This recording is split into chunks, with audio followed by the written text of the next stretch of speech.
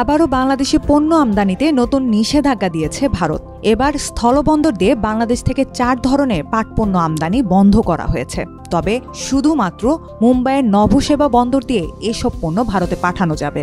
11 জুলাই ভারতের বাণিজ্য ও শিল্প মন্ত্রণালয়ের বৈদেশিক বাণিজ্য মহাপরিচালকের কার্যালয় থেকে এই বিষয়ে প্রজ্ঞাপন জারি করা হয় এবং তার সঙ্গে সঙ্গে কার্যকর করা হয়।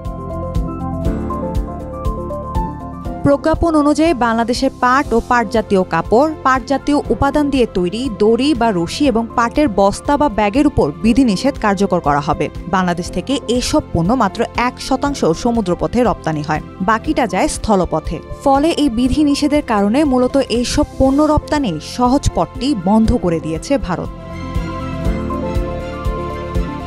বাংলাদেশ জুট স্পিনার্স অ্যাসোসিয়েশনের সভাপতি তাপস প্রামাণিক এই সিদ্ধান্তকে বাংলাদেশের জন্য নেতিবাচক বলে মন্তব্য করেছেন। তিনি সরকারকে এই বিষয়ে দ্বিপক্ষীয় আলোচনায় বসার আহ্বান জানান এবং বিকল্প বাজার খুঁজে বের করার পরামর্শ দেন।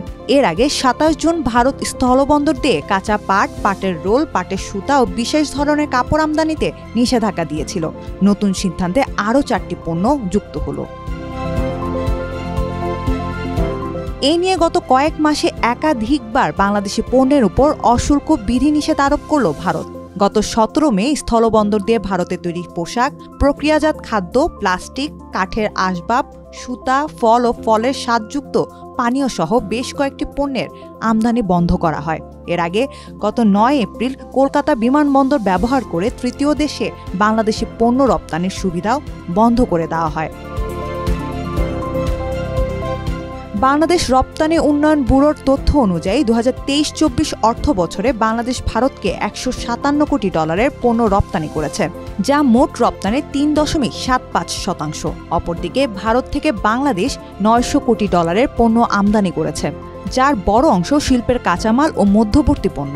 ভারতীয় ভোগ পণ্যের অন্যতম বড় বাজারও বাংলাদেশ।